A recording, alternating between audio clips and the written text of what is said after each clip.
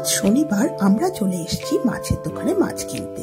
আমরা প্রত্যেক সপ্তাহেই আসি, কিন্তু আজ ভাবলাম আপনাদের সাথে শেয়ার করি। এখানে জানেন রোববার করে মাছ বা মাংসের দোকান বন্ধ থাকে। দোকানে ঢোকার সাথে সাথেই দেখা যায় জীবন্ত কাঁকড়া আর চিংড়ি মাছ।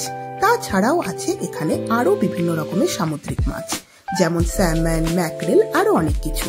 আর প্রত্যেকটা মাছের আলাদা আলাদা দামও আছে।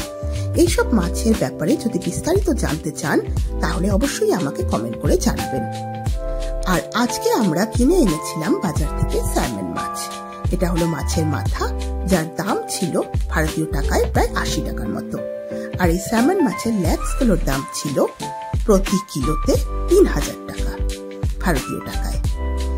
ভিডিওটি যদি আপনাদের ভালো লাগে তাহলে অবশ্যই লাইক এবং সাবস্ক্রাইব করতে ভুলবেন না। Bye bye.